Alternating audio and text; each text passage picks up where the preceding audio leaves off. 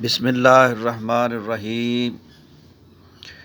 ایک بار حضرت صلی اللہ علیہ وسلم لوگوں میں بیٹھے ہوئے ان سے بات کر رہے تھے۔ اتنے میں ایک دیہاتی آپ کے پاس آیا اور پوچھنے لگا کہ قیامت کب آئے گی۔ آپ صلی اللہ علیہ وسلم اپنی گفتگو میں مصروف رہے۔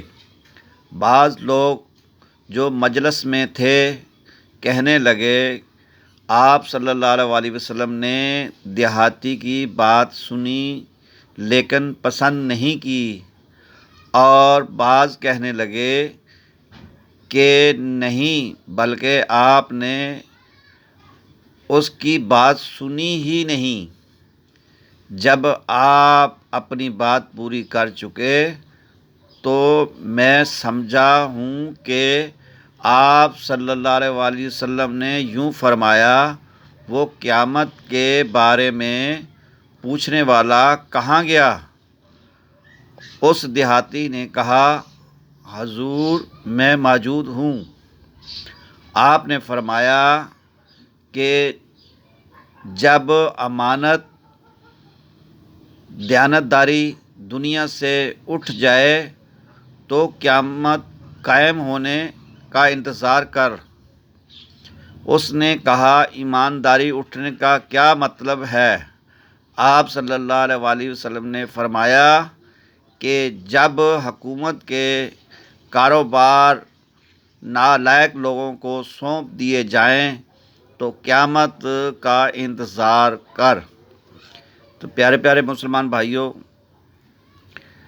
حکومت کے بارے میں آپ صلی اللہ علیہ وسلم نے اس حدیث سے یہ ثابت ہوتا ہے، حدیث نمبر 58 سے، کہ جب ہم کسی کو اپنا منتخب وزیر اعظم یا کوئی بھی آفیسر منتخب کرتے ہیں ووٹوں کے ذریعے، سپورٹوں کے ذریعے، تو ہمیں خود کو اس بات کا علم ہونا چاہیے کہ آیا یہ بندہ ایماندار ہے یا نہیں، کیونکہ اس حدیث سے یہ ثابت ہوا کہ قیامت تب آئے گی جب ایماندار لوگ، منصف لوگ اور حکومت کو ناجائز طریقے سے استعمال کرنے والے لوگ زیادہ سے زیادہ ہوں گے، اور اگر نیکوکار، امانت کو امانت سمجھنے والے، دیانتداری سے کام کرنے والے،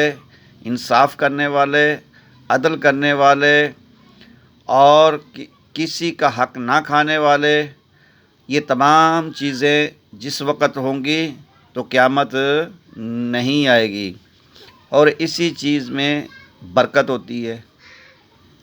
بعض لوگ جھوٹ بول کر اپنے کاروبار کو تو چمکا لیتے ہیں لیکن اس میں برکت نہیں ہوتی۔